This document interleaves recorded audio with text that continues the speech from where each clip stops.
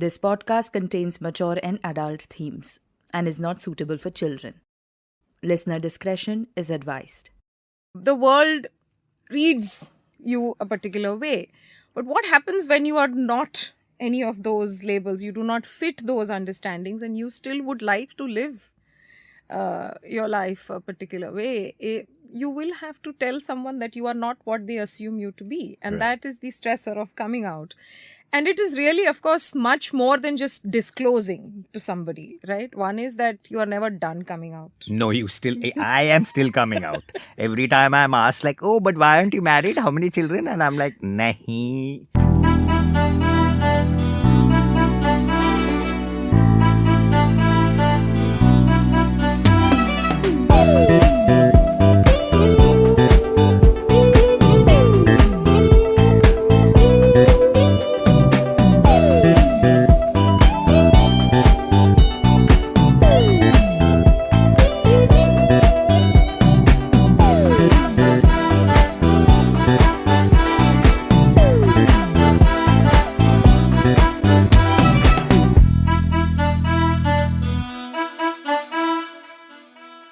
Hola, and welcome to the next episode of The Queer Podcast, where we're actually exploring one of the biggest issues that face the queer community and has thankfully come to light, the importance of good mental health and the issues we face around this.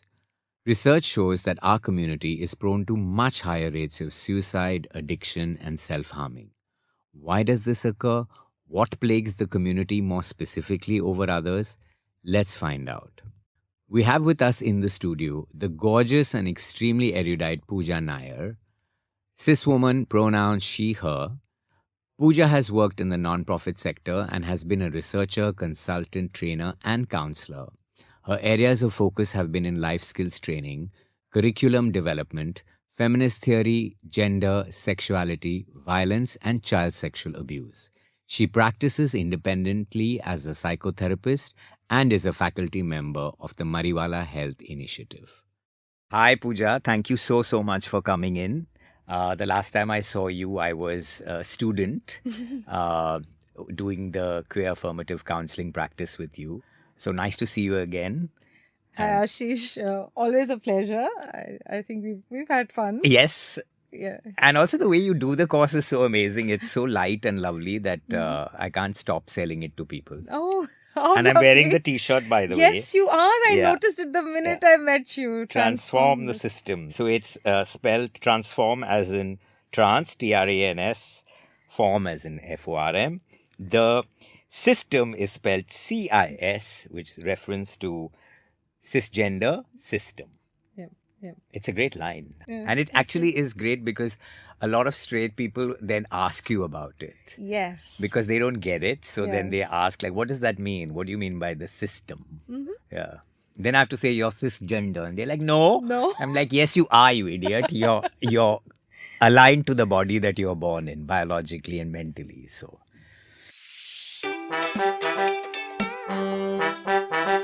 This is actually very necessary, and this was a very necessary episode in terms of my thought process, that looking at how the queer community is impacted because of mental health issues. Right. It is fortunately something that's coming more and more to light. So it's a subject that should not and cannot be pushed under the carpet or back into the closet. So I do have a disclaimer. I'm from a different generation, very old. So this whole podcast is about me trying to negotiate and figure out my way in the new queer world. So please forgive any transgressions. They come from ignorance, not intent. Yeah? Okay. So, Pooja, what I wanted to ask you was that, is there a need for mental health help on the whole in India, or is this just another symptom of being extra woke and oversensitive? And don't kill me for saying that. Because for you, it must be very obvious. But I suppose sometimes it's good to start with the obvious questions so that they do not become content for rhetoric alone. And I mean, I think we are all a bit tired of rhetoric now and would like to do work that outlives us all as well. Yes. In some ways. So I think it's a good question to respond to. And if there is a need, the short answer, of course, as you predicted, is yes. In big capital letters. Absolutely. Maybe Yeah. throw in a few exclamation points as well. So, yes. And long answer would be that we have to really look at the history of how the LGBTQ community has been seen or treated within the side disciplines, or psychology, psychiatry, etc. We have existed in the books as a pathology. Right. Yeah, we are a diagnosis, and when we are a diagnosis, it means that there is a cure that someone is going to create, because now, if we see it as a pathology, the race for cure begins.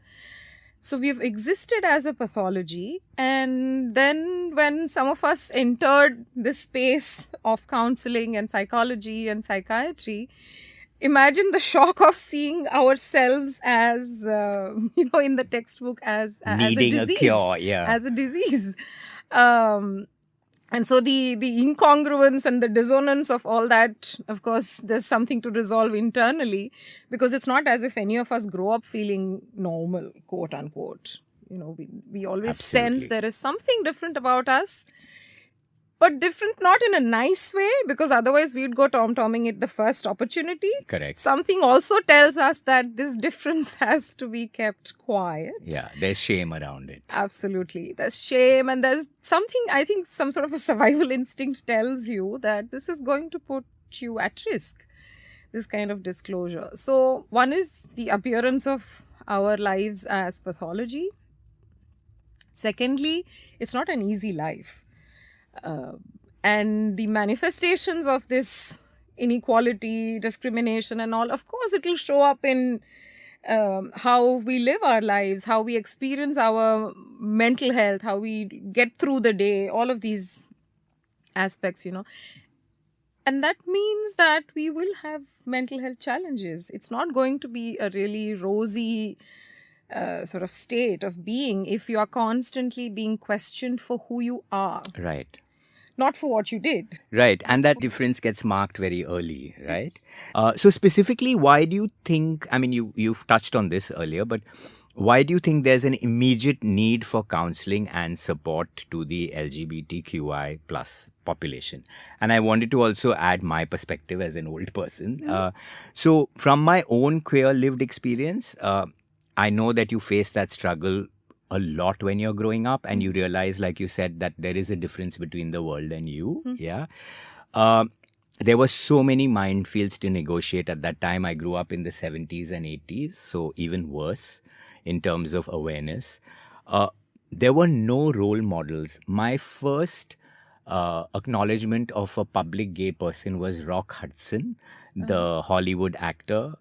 And he was dying of this terrible gay disease. And it was in all the media in the 80s. And there were pictures of him looking like death. So it was a very frightening association, because he was the first marked out queer person who could have been a role model. And to make that association with like a disease which basically kills you at that time was a really frightening. I didn't want to be gay at all. Do you know what I mean? If that was the only person I could see as a role model. So even as a child, you pick up on that attitude and the misconceptions that surround the whole thing. And it's very, very damaging to your psyche, right? So are there any other reasons why you think that specifically our community requires mental health help? So at QACP and in other spaces, when we're talking about mental health needs of the community, the first and the foremost thing we do highlight is the difference. That yes, perhaps everyone experiences loneliness, everyone experiences depression, most people experience depression, anxiety and all of that. Yeah. However, there is still something unique to stigmatized populations. And I think that is where we need to look at this differently, to factor in the difference. Right. There is sameness perhaps in how all of us are human beings, but not all of us are stigmatized. Not all of us are seen as abnormal. Not all of us are seen as quote unquote deviant. And therefore we have this concept of unique life stressors that we try to understand that we try to use to understand the mental health of LGBTQI community. And it is unique because we use the word unique very deliberately. We say unique because other populations, non-stigmatized communities, do not experience The same. the same life stressors. Right. Could you elaborate on some of them? So a few examples of that would be, one is the stressor of coming out. Yeah, no one has to come out as heterosexual. Right. You don't need to tell anybody that. Nobody has to come out if they are gender conforming, if they are cisgender. The world reads you a particular way. But what happens when you are not any of those labels? You do not fit those understandings and you still would like to live your life a particular way. You will have to tell someone that you are not what they assume you to be. And Right. that is the stressor of coming out. And it is really, of course, much more than just disclosing to somebody, right? One is that you are never done coming out. No, I am still coming out. Every time I'm asked like, oh, but why aren't you married? How many children? And I'm like, nahi. So it is a constant process. I guess also self-accepting, like you coming to terms with yourself, is a unique life stressor for queer absolutely, people. Absolutely. So the like we were saying earlier, right? What it does to you internally is that you start wondering if there is something wrong with you. I'm putting it in very simple terms, Yeah. of course. But the idea that something is wrong with you and that you're not okay, and it's not as if every time someone else brings you to the clinic. There are gay men, lesbian women who have walked into a therapist's office and said, I am this and please change me. My God. You know, life is just... And then when you probe further, you realize the story is that life is just too hard.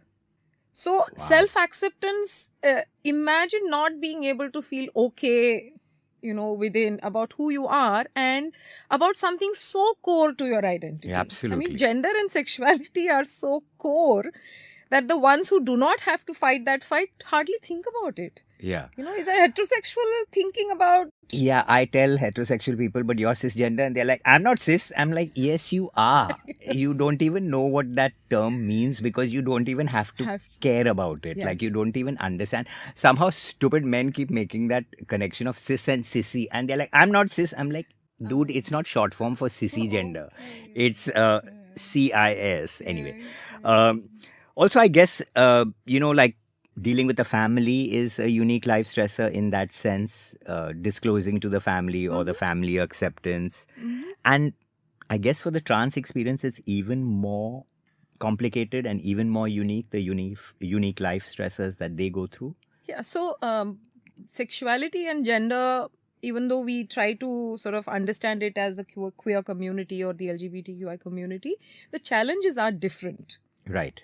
I mean, here too, we would not want to collapse the struggles of, say, a cis lesbian and a trans man. We do not want to collapse gender and sexuality, even though on some broader political solidarity level, all of us would like to imagine ourselves as part of the same community. But that does not erase the difference in our struggles. Sure. And gender, again, being so core. I mean, the minute a baby is born, the first piece of news that you want to tell somebody is whether it's a boy or a girl. Right. No one's going to be satisfied with the fact that, oh, a baby is born. You're not going to phone someone and say, baby has come. Yeah. Baby has been born. Or then you know what your first question is going to be. Exactly. No one's going to be satisfied with that piece of information. Please tell me how I have to gender this child.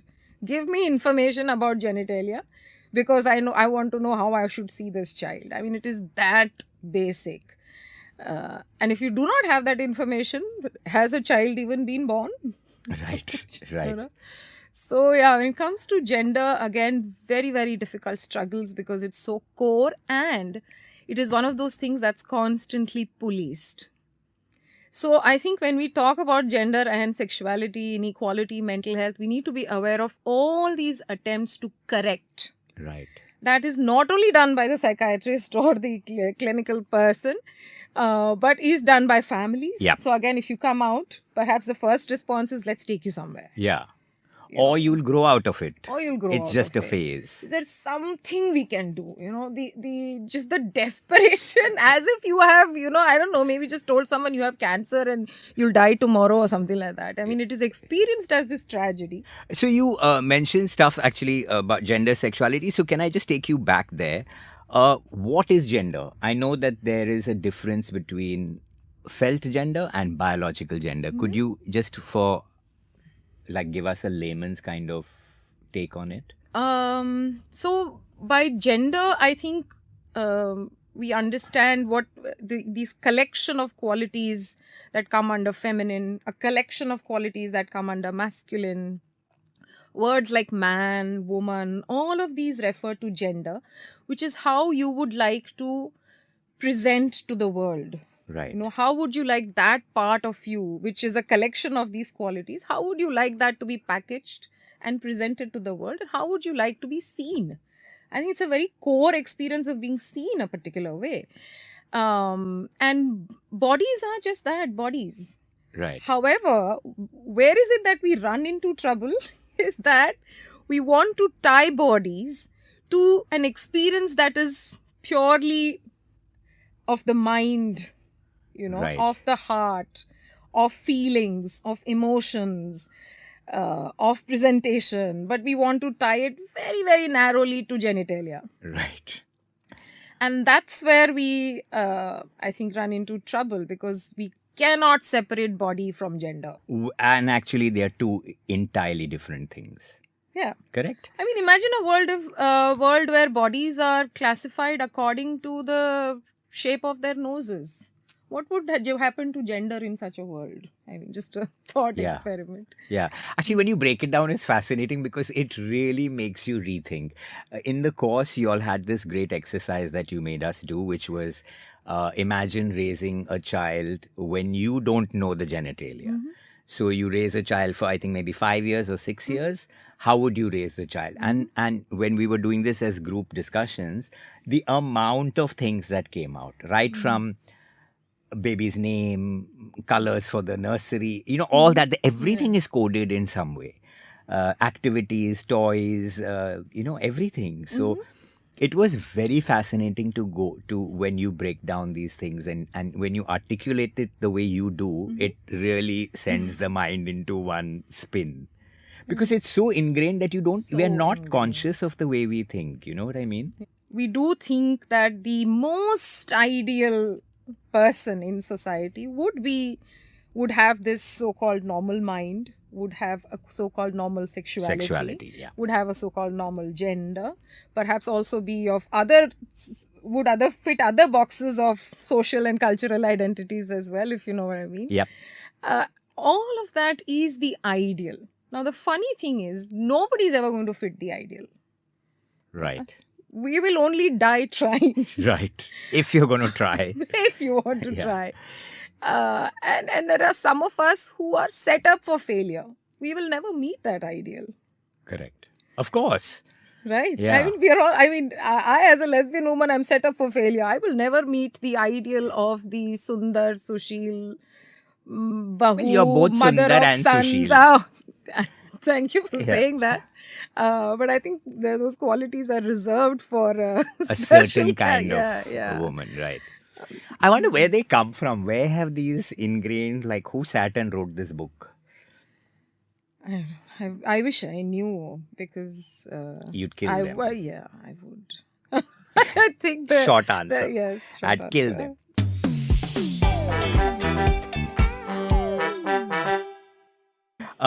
So, I mean, I was reading, and this concept around unique life stresses that you mentioned, a study carried out by the Center for Disease Control and Prevention indicated that queer community members consider suicide 3 times more when compared to heterosexual community members. Some of the common mental health issues that we suffer from are depression and anxiety, which I think everyone has had some form of relationship with, being queer at some point. LGBTQ plus youth are likely to suffer 1.75 times more anxiety and depression. The transgender community is even more vulnerable as they suffer 2.4, I don't know how they get these stats, but 2.4 times higher anxiety and depression, according to the Trevor Project, which is a well-known, which studies youth. An Indian study showed that over 50% of youngsters who come out as gay, lesbian, bisexual, or transgender face a negative reaction from their family. So more than the majority, right? What can we say about this or do about this? Is that why you felt like this pressing need to address the queer community specifically, and also your own sort of sorority with it?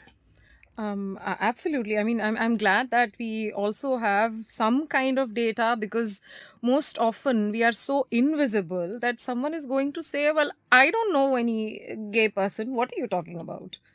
You know, I don't think we need to talk about this issue. This doesn't seem to, I mean, the court said minuscule minority, right? Yes. So, so we are not seen as significant enough to be responded to, first of all. Though obviously we are in the millions. Even if you take that conservative estimate that it's 8% of the population, we are already in some 150 million. Absolutely. Or whatever. Because we've not into this added how we have been invisibilized, corrected. I mean, there are studies that are done on, you know, what is mistakenly called conversion therapy. God. And some of the studies in that, they mark success as marriage. If after, as if, you know. Now, marriage is but imagine cured of your queerness. Exactly. But imagine how faulty that measure is. If you want to take a number of gay and lesbian people and you want to say that those who are married are no longer gay or lesbian. Gay or lesbian. I mean, I think that would be a very faulty. Yeah, data. and clearly that person's not on Grindr, because I think half of Grindr is married men who refuse to share their details and pictures and are so shady that you know they are married. Yeah. But at the same time, I feel like you can't single them out because, you know, it is so difficult. Yes. I feel like I can never criticize someone for not coming out, because you don't know what their own unique life stresses or their own unique journey is. And especially in the Indian context, it's so fraught with other issues as well, you know. I mean, I'm glad you bring this up, because otherwise the kind of media or conversations we consume are so westernized. Right. Wherein coming out is seen as this extremely celebratory, not only celebratory moment, but almost essential to living your queer life. And this part of the world, I mean, we know the consequences to some of that. Yes. Nobody is anybody to tell another person to come out, because you're not going to be there when, you know, violence happens. When the shit hits the fan. Yes, exactly. So you would be at a very, very safe distance. And if you want to, if someone who is not from the community is glorifying coming out, I would be very, very afraid. Yeah. At that point. And one of the really practical answers that I've got was like, dude, if I come out, I'm going to be disowned. I'm not going to have any access to the family, to the inheritance, to the business, to whatever, which seems like a very material decision, but it is a very, you know, absolutely fundamental and logical and honest answer that I cannot come out to my family. And this connection is not easy for a lot of people to accept, because we are fed on fairy tales of how family loves you unconditionally, and that family will always be there, and blood is thicker than water. Just wait till you come out as not heterosexual or not cisgender, Right. and then we'll see what is thick and what is not. The beautiful story of unconditional love just collapses. Yeah. No, even like, again, just personalizing this, my mom, you know, very progressive, very liberal, single woman, best friend was a gay man. But when I came out, she just shut down for many years. She couldn't talk about it. And I think somewhere, because she was a single mother, she was computing that it had something to do with her, though she didn't obviously, you know, vocalize that. And for years, when I tried to broach the subject, she'd be like, you don't need to talk about your sexuality. But there was a total shutdown. Like, you don't ask me about mine. I don't need to tell you what happens in my bedroom. You don't need to tell me. And I kept kind of struggling with that, because I was like, you're not understanding that it's more than just the in-bed business, right? It's a life that I'm living. So I think even when it comes to your like parents who are very liberal, there is a struggle. Absolutely. And mine was privileged. You know what I mean? I was at the privileged end of things. So we know how horrific it can be. Oh, yeah, absolutely. All this makes me think of another concept you'd introduced us to, which was the concept of the charmed circle. Could you please tell us a little bit about that? Because I think it's like a fascinating idea. So, Charm Circle was developed by this queer feminist scholar in the US called Gail Rubin.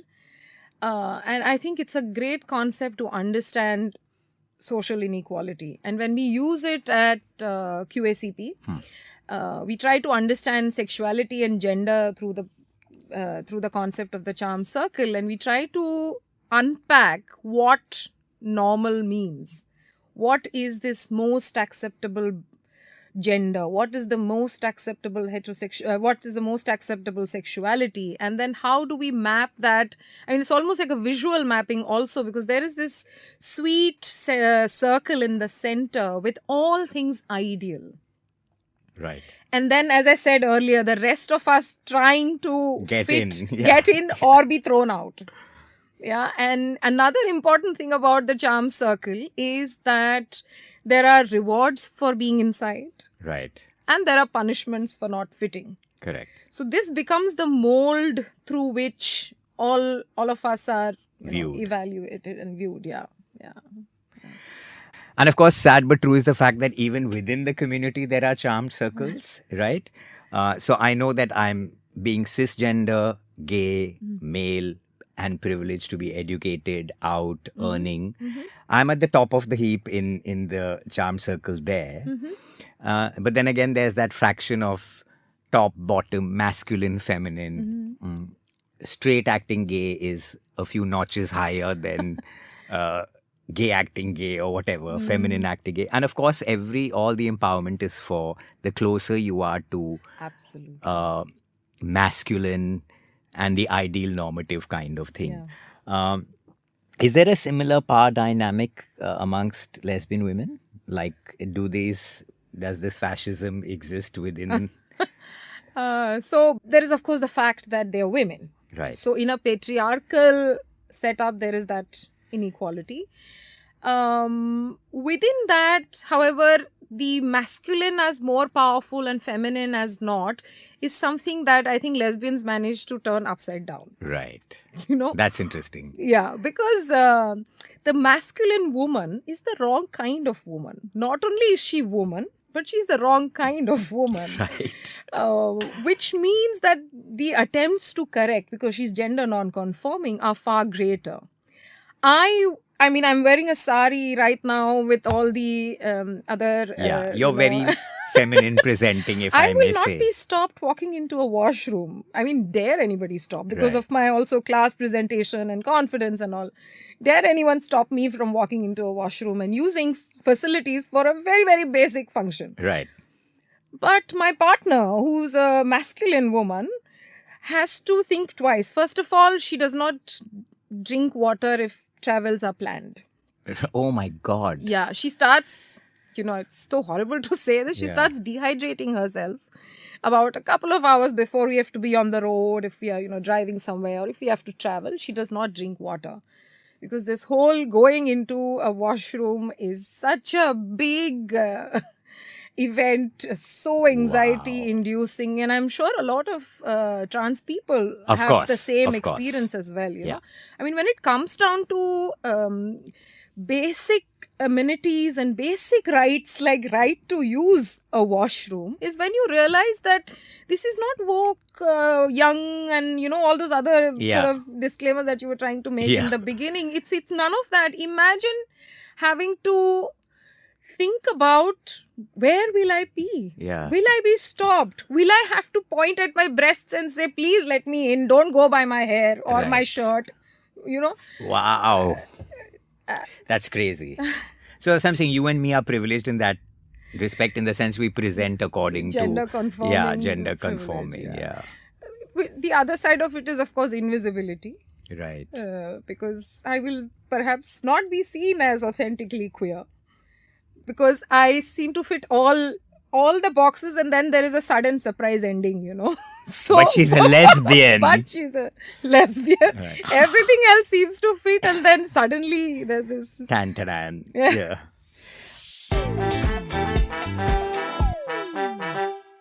Why is there such a marked presence of issues such as self-harming, addiction, and self-punishing behavior patterns? So, again, going back to the Trevor Project, 52.9% of MSMs were likely to have found some psychiatric morbidity, and LGBTQ plus youth are more than 4 times as likely to attempt suicide.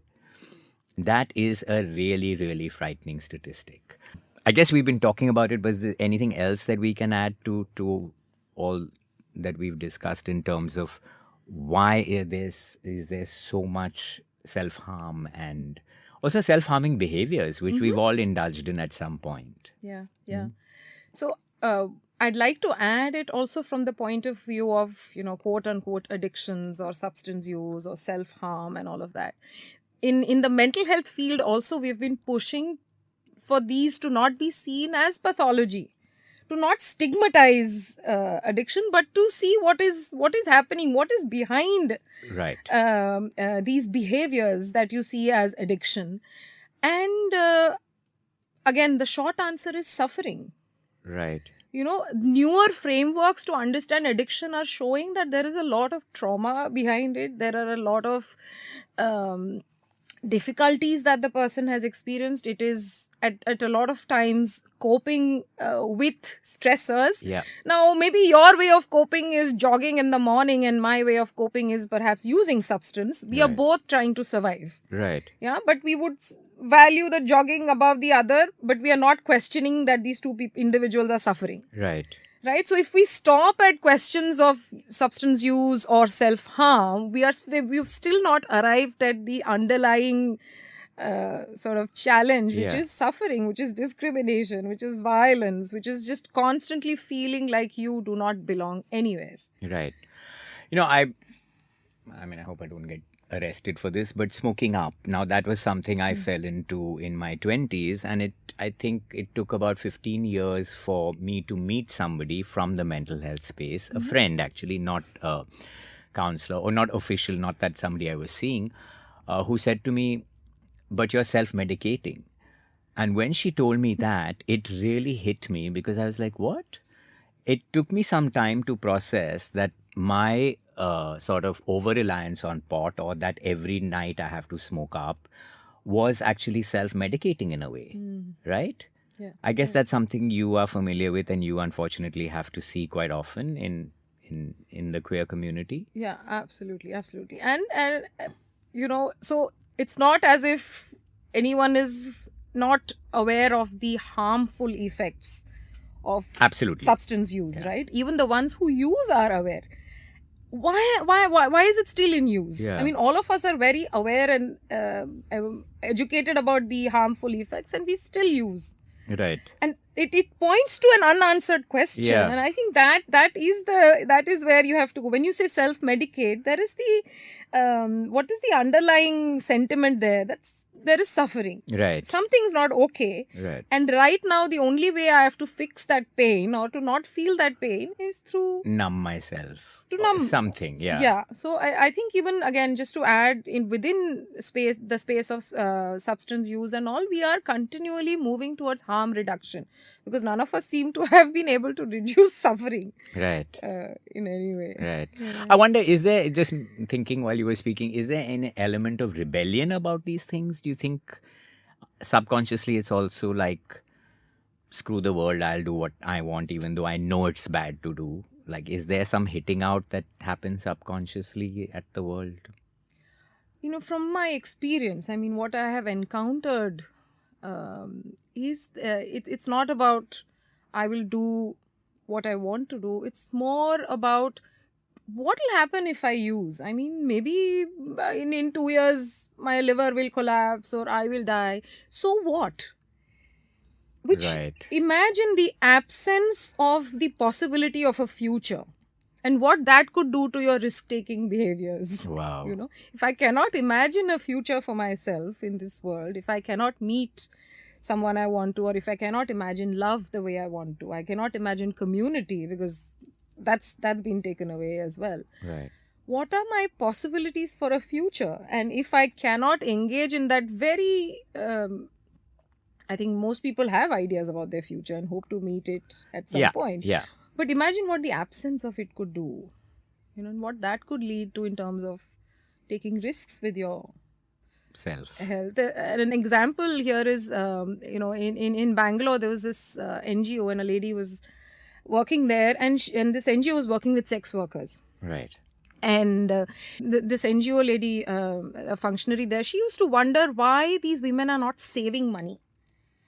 She would say, let's do financial literacy, jayenge, paise, matlab they should save for future. What will happen after retiring? What if they are no longer in that age that they want to do, and they should save? Now, this seems very commonsensical wisdom. Absolutely. We should, of course, one should save. What will happen when we are older? What happens to those who cannot imagine beyond the next week? There's police violence. Yeah. There could be a risk to health. There could be violence from perhaps a client or a customer. So much vulnerability. And in that, you want the person to also imagine they will reach age 55 and will have this nice nest egg to, draw Fall from. back on. And how do we imagine people having dreams and hopes and pictures of their future? Right. Wow. In this scenario. So it's in some ways it's fuck it, I might as well have fun while I can. I wouldn't blame them. Yeah. Yeah, absolutely. When you break it down like this again, makes absolute sense that why would I be thinking of 30 years later when I don't know what's going to happen in 30 days, right? Yeah. Another, of course, very difficult area for us queer people is relationships. It was very difficult to negotiate these relationships, right? One, of course, was the thing that to get my boyfriend to even acknowledge where they were in terms of this relationship was hard. Tremendous insecurity, obviously, and a feeling that, he is going to go with a girl at some point, or he's going to find a woman attractive at some point. So that whole uphill struggle. And the challenging world where we didn't fit in. I mean, literally, I remember with one partner of mine, there were like 4 places in Bombay that we could go to. Certain restaurants, the cinema, because it was dark and anonymous, the sea face. Like, it was literally so awkward when one went out and met somebody either from his world or mine, just to explain this dynamic. And also, I think, there was a socio-economic difference. So again, that was very difficult to negotiate. I came out of my 30s so burnt by these experiences, and I've never been in a relationship after that, which is sad. You know what I mean? That I felt it was easier to be single. And now, too, of course, I'm sitting there thinking, have I missed the boat? I should have kept trying or whatever. Do you know what I mean? But queer relationships are really hard to negotiate in a world where you don't know or you don't have patterns. Absolutely. I mean, hard on so many levels that it's a wonder that some survive. Sometimes I think it is just fluke because the forces that exist to not make it happen are just far more. First, as you said, the challenge of finding someone. I mean, there is no address to go and figure Hello, this out. single lesbian women. Yes. There's that. Then you find someone, and then the job of keeping them, because that's when you realize that, for example, I mean, this trouble that you said, of worrying that your partner will eventually marry and leave the relationship. Now, that is a stressor that's playing out between the two of you, between you and your partner. But we know that the source is the charm circle. Yes. Yeah. So imagine the amount of social stressors that the couple has to deal with in addition to their own personal journeys and personal histories of discrimination and violence and self-doubt and all of that. So it's not as if you stop being discriminated because you are in a couple. Perhaps chances are more. There's the safety thing to negotiate as well at all times. Yeah. So, and where are the support systems? What will help you? There is no kindly aunt who will give you a cup of tea and say, talk about your partner. Yeah. who is invested in keeping queer couples together? I don't not think too there's many, yeah. anybody. And then there's just these two people trying to, thrash about in waters and trying to keep their head above. And there's no script really to Nothing, follow. no. Like heterosexual people have it all laid out. You just watch 5 rom-coms and you know Absolutely. Of course, then you live with the disappointment of the rom-coms not really playing out. Yeah. But that's another story. Yeah. So did you and Shruti have to like write your own script? We had to. Absolutely. I mean, I think the absence of scripts did play out in our lives as well, because other than the problems that we just discussed, something else that was difficult in our lives was we met in our 30s. We are not meeting as 22-year-olds, 24-year-olds who are just setting off on life and perhaps just finding out that life is hard in many other ways, not just sexual identity. But we met in our mid-30s and imagine the baggage. Yeah, of course. Meeting in mid-30s, the number of heartbreaks, all other kinds of assorted trauma. Informing this relationship. This relationship. It is not even a situation where we can at this point live together. We have separate residences because we built our separate lives. Even though we were not in relationships, we still had to survive. We still had to live our lives. And create your own. And create our own space. I mean, there was no way to wait for something to happen and then, so we are not waiting in our father's homes to be married off and go to the husband's homes. We are trying to just survive. Yeah. So meeting in our 30s with considerable baggage and other support systems and all of that. And how do we then incorporate all of this into this 2-person unit? Right. Has been a challenge. So let's talk about the Mariwala Health Initiative's Amazeballs Queer Affirmative course. Its genesis, why and how did this happen? Why did you all create this course for mental health counsellors? So, MHI has always wanted to work on mental health of the marginalized. Amazing. Because, as we said earlier, if you do not acknowledge this difference that is hierarchized, if you do not acknowledge inequality, then we're simply siding with the powers that be and not really helping those who are at the receiving end of this inequality. Right. So that's where MHI has always liked to locate itself, on the margins, or mental health for the margins. And gender sexuality was an area that they wanted to also get into. And Shruti, who's my partner, who's chief advisor at MHI, wanted to bring together a group of practitioners who are also queer. Right. In order to develop this course, because it's not going to be taught in colleges. No chance. Our curriculum would sooner teach you to cure than to respect. And so the need for this was very strongly felt by all of us because of our personal experiences and what we had encountered in the profession, because we are all mental health practitioners. Yeah. So she got together this group and we decided to create a course because we had to take the bull by the horns. We had to say that there is a way to do this differently, but obviously we cannot just leave it at that. To see through that promise, we had to deliver on also a course which would tell you what we mean, what to do when a queer person comes there and all your prejudices are activated in your minds. But it's amazing, and I know I was one of the queer people in the course, so a lot of it felt familiar to me. But I know that some of the straight women in that course were really, their minds were just rejigged completely. Like they walked out of there just, I think, as different people. Mm-hmm. So, really hats off to you guys as well as to the Mariwala Health Initiative for supporting and for doing this more than timely. Could you suggest some resources for people who might be tuning in and perhaps need some help? Where does one start looking for help in a mental health space as a queer person who is struggling? Mm-hmm. So, Mariwala Health Initiative is trying to train as well as put together resources. So I think that the website there, the MHI website has a dedicated tab to queer affirmative work. Cannot miss it. There's a rainbow pattern and all that. Right. And that is in some ways a repository of a lot of material. Okay. and would be a great starting point for anyone who wants to. Reading, familiarizing. There's readings, there's videos, multiple languages. Amazing. Well, thank you so much for doing this. I know how hard pressed you are, so I really appreciate it. So many thanks from the community for doing what you do.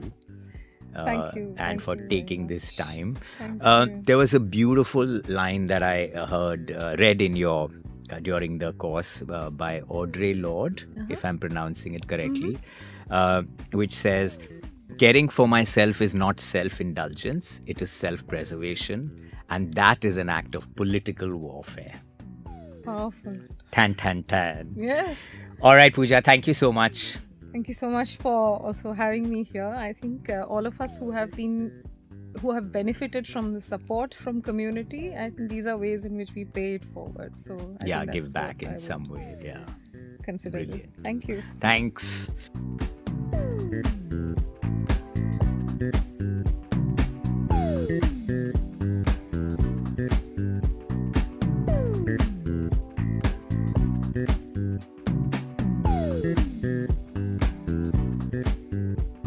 You were listening to The Queer Podcast, hosted by Ashish Soni. Produced by Audiomatic. Producers for Audiomatic, Akanksha Kadam and Avdoot Khanulkar. Assistant producer, Nitesh Zuvade. Original title track by Shreejit Vijayan. Sound design, mix and master by Team Audiomatic.